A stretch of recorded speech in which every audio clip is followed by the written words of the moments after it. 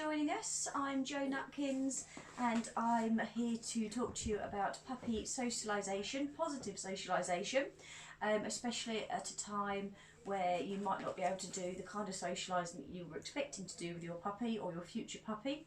So right now we are just about to start a lockdown in the UK. Thank you, Ripley. Whereby obviously a lot of people won't be able to take their puppies to the places they were hoping to take them to. It means that your training classes will be shutting down. It means you can't be visiting friends and family and mixing in parks and things the way that we would normally expect to. However, socialisation is more than just dogs running around together at the park, and it's more than just having a good fuss from your neighbours or from your friends when they come to visit. So what I'm here to talk to you about is ways that you can continue or do your socialisation with your puppy in a positive way to give them a really good all-round socialisation experience, so that helps them later on, so that when restrictions are lifted they are much more comfortable in new situations and new environments. To give you a tiny bit of history about who I am, I'm a full-time dog trainer. I'm accredited with the Kennel Club. I'm a certified professional canine fitness trainer. Yes, I am. And I'm certified in a lot of other areas, such as accreditations for hoopers and certified in tricks training and things like that. I run a dog training centre on the Essex-Suffolk border in the UK. And we work with puppies, adult dogs, senior dogs, all dogs basically, and I absolutely love being able to work with people to achieve what I have, which is a pair of loony terriers. So helping me today, I've got Merlin up here, and the sound machine on the floor is Ripley. He's trying to attention seek at the moment. So socialisation. What is socialisation? What do we mean when we talk about it? A lot of the time when I see things on Facebook and I hear people talking about socialisation, the main thing that they're talking about is that their dog needs to meet other dogs to be socialised, or we need to join the class because my dog's not good with other dogs and we want them to get socialised. Now, what true socialisation actually isn't just dogs playing together, but it's that your dog can become a dog that isn't freaked out and scared by things, but also not overexcited and unable to focus around things, so that they are well-rounded, they can remain in a really good, natural, calm state no matter what the distractions are that are going around them, and that they can either ignore them if they're not desirable, or they will pay a bit of attention and kind of a bit of interest if it's something that's not scary particularly. And that includes everything you can think of, basically. All right, so people and other dogs certainly are a big part of socialisation. That is something I'm going to be talking about, but there are so many things that we could be doing with our pups at home to work on socialising. Okay, so we can get onto this literally as soon as we've got a puppy home. You can start it straight away, and in fact one of the things that we do cover in our classes is something we call a confidence course, which is where we have different areas set up, different textures, different things like little tents for the dogs to go in, and tunnels, ball pools, things like that, because the dogs need to have these positive experiences. And at least if then we're there, if the dogs are unsure, especially if you've got an older puppy, we can help them through this new experience and help them to feel comfortable, basically. So we can categorise experiences. So you've got sights and sounds, okay, you've got the smell of different things, we've got things like textures and surfaces, so that might be inside or outside, and that might be furniture and things as well. We've got different tastes. We've also got things like husbandry. So what I mean by husbandry is the grooming side of things, the handling side of things. Okay, so there's loads of different areas that we can be looking at straight away before you even need to think about leaving the house. We can be working on all these areas of socialising. All right.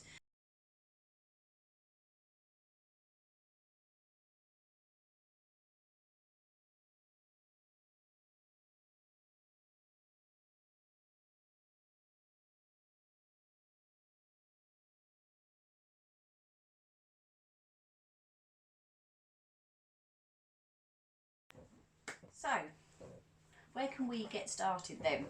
So one of the areas that I just mentioned was husbandry or cooperative care. And so what I mean by this is getting your dog used to being handled all over, basically, getting them used to examination and grooming and all the sort of areas that come under the basic care of your dog, really, hands-on. If you do the Kennel Club Good Citizen scheme, then your dogs need to be able to be examined and groomed. So I think that's one reason why a lot of the dogs now are much better at being handled than about 10 years ago. I certainly used to see a lot more dogs that couldn't have feet handled and couldn't have their teeth looked at and things like that. So with regards to examination, what we might mean is checking in your dog's ear, that you can look at it, that you can see, you know, what colour is it normally, what does it normally look and smell like, get used to that sort of thing. It might be that you're looking in your dog's eyes, get them used to that. You're a good girl, aren't you? You're going to come here. It could be that you want your dog to be used to the fact that you're going to have a little look at the teeth, what's going on under the gums, looking at the beard, good girl, looking at the feet, you know, looking at all the pads, looking at the claws, things like that, lifting up the tail, looking at the belly. So just making sure that you can literally handle them everywhere. If you've got other members of the family at home, ask other people to do the same thing. So we all handle our dogs differently. Just gets them used to that all round. If you're doing that, then you can add in actual cooperative care as well as that side of things. So things like getting them used to scissors being in your hands. So for example, my dogs are hand stripped mostly, and then just some tidying up. They're Norwich Terriers, so different dogs will have different grooming equipment. So mine are quite used to the fact that I will use scissors around the eyes, around the beard, around the toes. So, you know, getting that little early bit of work started can go quite a long way. Now's a good time to be introducing things like a toothbrush for your dog. So just the fact that you're going to be lifting up the gum and popping the toothbrush on, or if you are actually brushing, you know, just getting used to that little bit of a sensation at this early age. This is a sonar one, so that it doesn't actually have to brush. But getting them used to the fact that something's going to be held on the tooth or is actually going to brush or do something.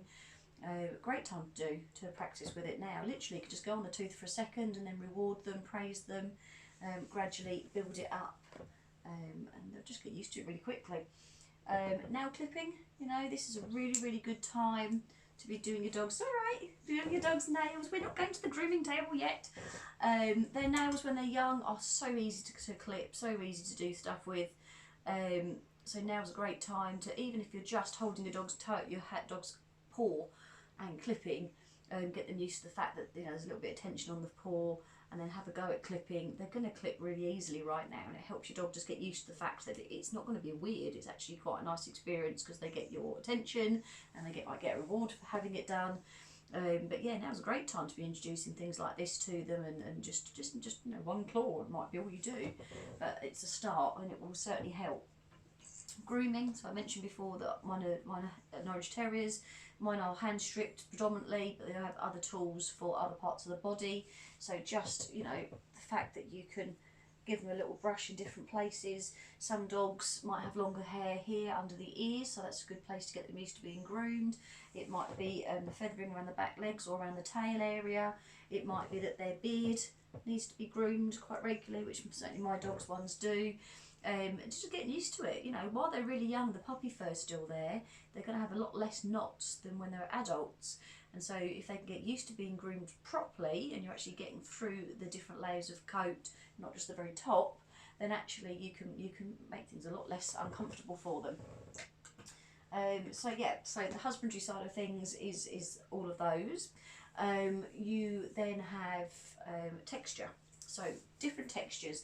And what I mean by that is floor surfaces, inside and outside, as well as things that your dogs can get onto, get into, go under, things like that. So we've got carpet in here, in the kitchen we have lino, in the conservatory we've got tile, we've got concrete outside, and we've got grass. So a few different surfaces for my dogs when they come to us as puppies. And then you can start introducing other types of surfaces. So for example, my little platform here is quite a harsh carpet. It's raised slightly, so it gives my dogs something to be aware of, body awareness while they're young, as well as the actual texture of it themselves. Introducing things like this. So because I do canine fitness, I've got a lot of equipment, as you can imagine, but I mean this is a balance cushion, but a human balance cushion would work just as well, just to add a little bit of instability because it's wobbly. Snuffle mat we can use because the dogs quite like walking on them. Foam pad for yoga, really good, nice platform for dogs to tread on. This is a kind of like proprioception type of a block used for canine conditioning again. Quite nice for dogs to be treading on. Things like bubble wrap can be quite good for dogs. Different texture, sounds weird, feels weird. Just obviously supervise them, don't leave them with it in case they decide to chew that. Even things like this is a dog toy, but it's quite big, so you can imagine when my dogs are very young, they're tiny. So something like that, so that when they tread on it, makes a funny noise and it feels a little bit weird for them as well. So, you know, all these sorts of things are quite straightforward, but actually they're really good things to get your dogs to have a try on. Now, Ripley is also sitting on a raised bed. You can go on there for me, baby. Good girl. And that is made of mesh, raised off the floor, only a little bit this one, but it means that when they tread on this bit, obviously there is movement, it's not solid. So it's another area to get them used to. So Ripley's now, bless her heart, treading on a couple of items that she got used to when she was young. This purple cushion she's on, she actually was one of her favourite things, and as a puppy I would play with her and I'd move the toy across the disc and she'd move across it to the point where she'd go and get a toy and bring it to the disc to lay on while she had her play. So having all these different textures about is really great. You know, cardboard box for your dogs to go into, going under things, under tables and chairs. It just means that they just think that everything feels normal, really. They're more likely to not trip over things, they're more likely to be aware of their body, and not be too worried if you need to walk them somewhere that might be either a little bit wet, or you've got twigs on the floor, or, you know, not very nice to walk on gravel, something like that. Just gets them really used to walking on all sorts of different surfaces. You right, buddy? Let's move that out of the way. And go back on the bed. Good girl. Alright, so whatever you've got at home can be used for something for your dog to walk on, basically. What your dog can see, so appearances. So by that, it could be anything really, again, whatever you've got at home. So it might be that your dogs haven't seen you wear sunglasses before. Could be you don't wear them, it could be it's a time of year where there isn't actually a lot of sun. So just getting your dog used to seeing you put the glasses on and then doing stuff with them, so they don't think it's weird. So my dogs don't think this is weird. This is actually a pair of the sunglasses that they sometimes wear for me when we're silly. So just letting them see that you're wearing them and taking them off again. Obviously once you've got sunglasses on, you don't have eye contact that they might be used to, so it just gets them used to the fact that it's still you. I don't know what is happening over here, but Merlin's having a lovely time showing you some other textures. Thank you, Merlin. What are you doing? Stop that. It might be hats, so this is quite a bog standard, just a hat. My dogs will have seen me wearing this for training and for walks and things quite a lot.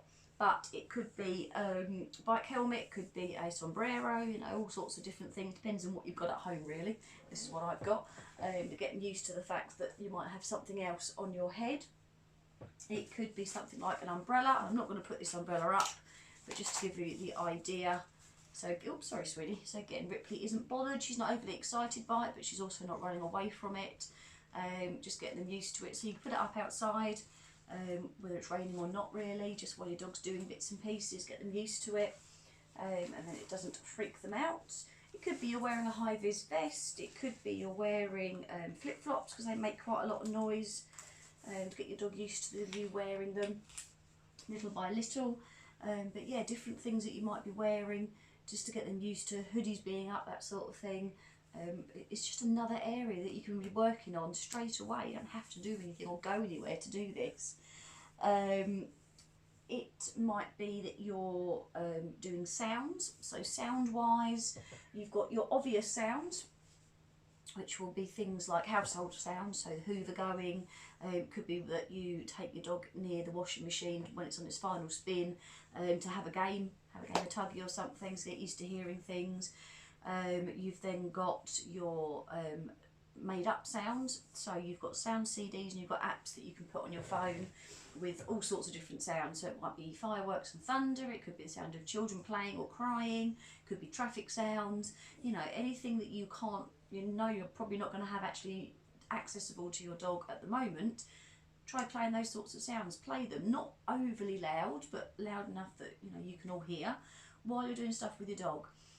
Great to do things like play, bit of tuggy, a little bit of chase, things like that, because it gets your dog's adrenaline up off the ground a little bit, and it means when they hear these sounds they don't stress anywhere near as much, and it just becomes natural for them. It just becomes something they hear all the time, and you know, they're developing all the time, so therefore these things must happen all the time. Noises might extend to something weird, so I don't have children, but I have a lot of kids' toys because I use them a lot for for my tricks training. So something like this, thank you, we've got the noise of the coin falling in, and then it makes a bit of music, so I don't know if you'll be able to hear the music, but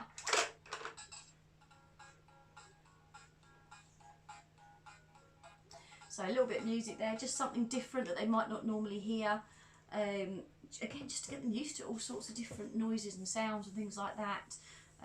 A cough or blowing your nose or weird things, whatever it might be. Have a think what noises there might be going on in your house. So one of the things I teach mum when they're young is to ring a bell on cue, and that's partly because it's really good for their eye to paw coordination, but it also is really good to know that they can hear something that's a bit more of a shrill noise and not be worried by it. Is that your bell? Are you going to pull that for me? Good boy. Yay, good lad. Didn't make a loud noise though, did it, mate? Hey, it did not. There you go, Rippers. Good girl. There you go. So there you go. Not bothered by it at all, which is good. That's very clever. Well done, baby. So then we move on from noises to items that your dog can do things with.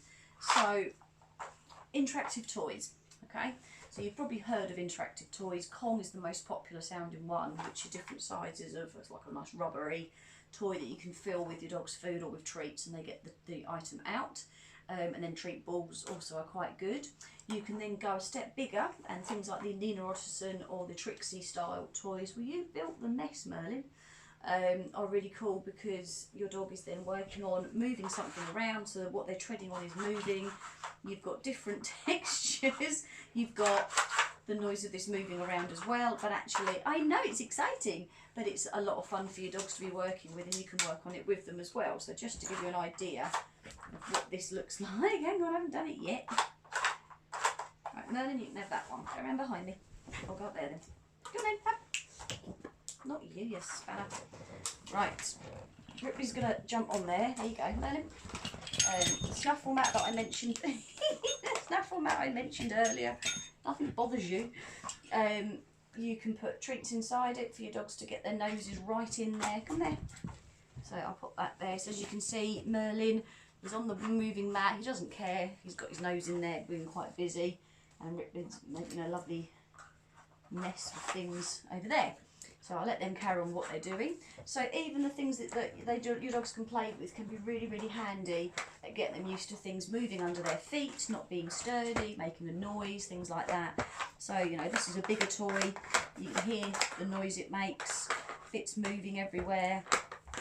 It just gets them used to the fact that things might not always be completely static. Calm it down, it's not that exciting. All right, done? We need to check each other's work now, do we? There you go. It's all empty. So you can see there's so many things that you can be doing already just to help your puppy, you know, with all this sort of socialisation. Then we move on to the sort of more natural side of the socialising. It's all empty, mate. Which is going outside. So at the minute we can't be just going out and going where we want and meeting people and visiting people and things like that. But you can go outside with your puppy. So it might be into your back garden, it might be onto your driveway or your patio, it might be that you live in a flat but you've got a little balcony area, or you can open a window. Okay, any of those things.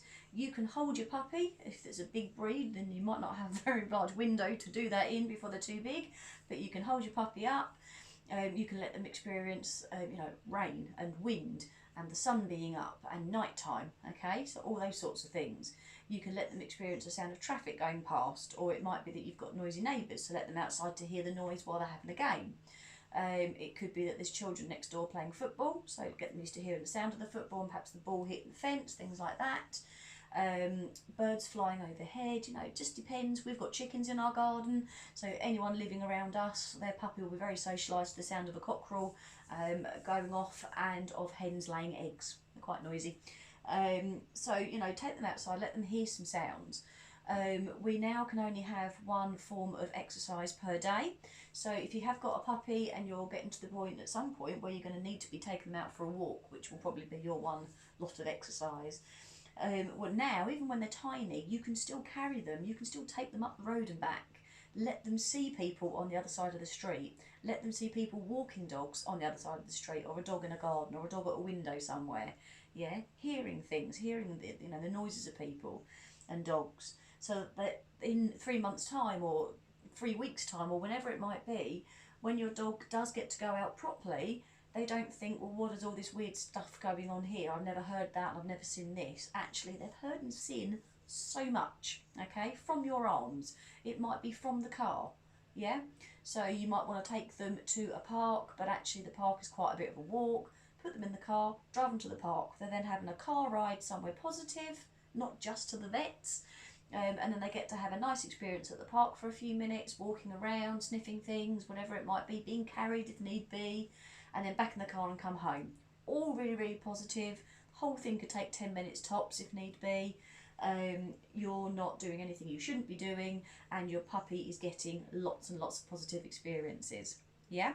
If you're speaking to someone on the phone, you're FaceTiming someone, let your dog see, let the people talk to your dog, because at some point they're probably going to meet a lot of people that they're hearing and they'll be used to their voices. Yeah? If you're listening to YouTube videos and there's lots of noise going on, don't have earphones in.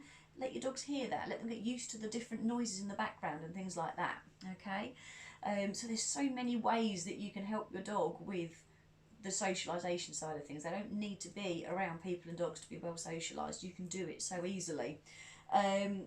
You can, if you've got a delivery driver you can see coming up the road, you could again hold your dog, let them see out the window as they're going past.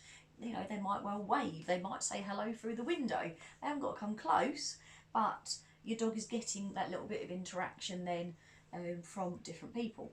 Okay, so what I would like you to do is have a think about what you have got accessible to you now that you could use as experiences for your dog. If you already have your puppy, what haven't they experienced but you have access to in your home? If you're getting a puppy, you know, start thinking about those things now.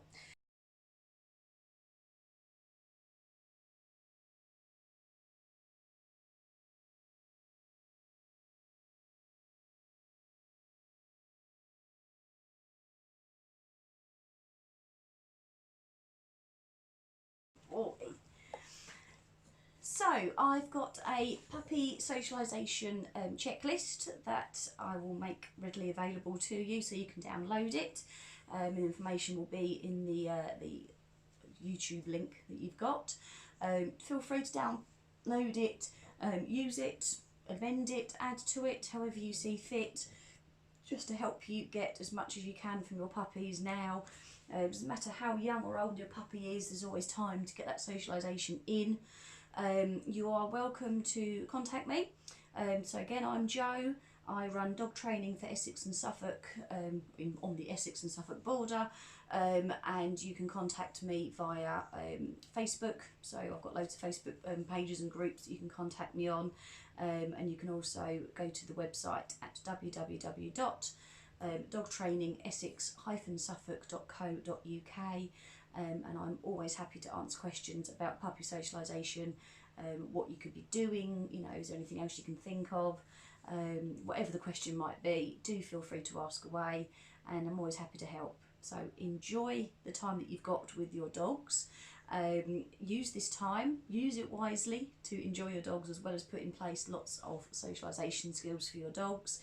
And have a look for some more of the webinars that I'm going to be producing to help you get the most from your puppy during this this very, very unusual time that we're going through. Okay, so thank you very much for listening, and do take care of yourselves. Bye now.